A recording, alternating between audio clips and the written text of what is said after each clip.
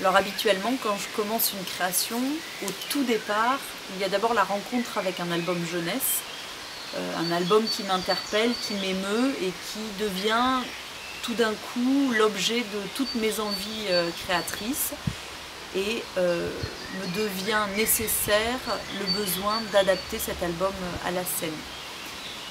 Et pour Héritage, je suis dans une démarche plutôt différente, c'est-à-dire qu'il n'y a pas d'album, il n'y a pas de livre, il y a seulement une envie qui est de parler de l'héritage familial.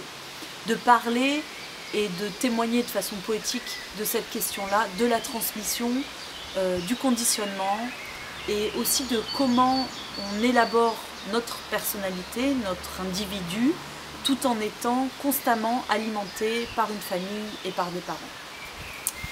Donc voilà, ma première envie était celle-là. Il se trouve que moi je ne suis pas auteur, je n'écris pas. Je pense que j'écris avec les corps, avec les masques, avec l'univers plastique, mais pas avec les mots. Donc il fallait que je trouve la personne qui allait quelque part être mes mots.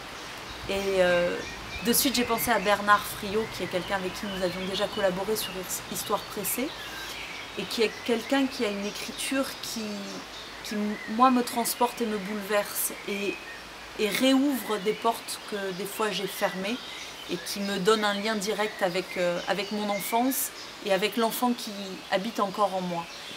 Donc Bernard, à l'idée de travailler sur l'héritage familial, était plutôt heureux et très content. Donc ça c'était une chose qui était formidable de savoir que nous allions collaborer ensemble.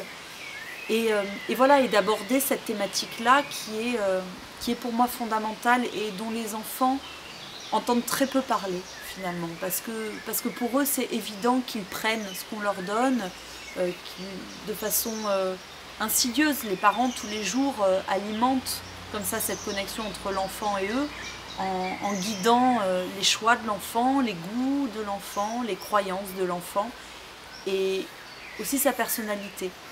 Et j'ai été très interpellée par une anecdote qui s'est produite avec mon fils, qui un jour m'a demandé mon opinion par rapport à une question. Il me dit, voilà maman, qu'est-ce que tu penses de ça? J'ai donné mon opinion et il m'a regardé très content en me disant, mais tu sais maman, moi de toute façon je pense comme toi. Et là je me suis dit, je crois qu'il y a quelque chose à raconter. Je crois qu'il faut redonner aux enfants leur liberté d'être ce qu'ils sont, au-delà de leurs parents et au-delà de leur famille. Ils peuvent penser comme leurs parents, mais ils ont aussi le droit de ne pas penser comme eux.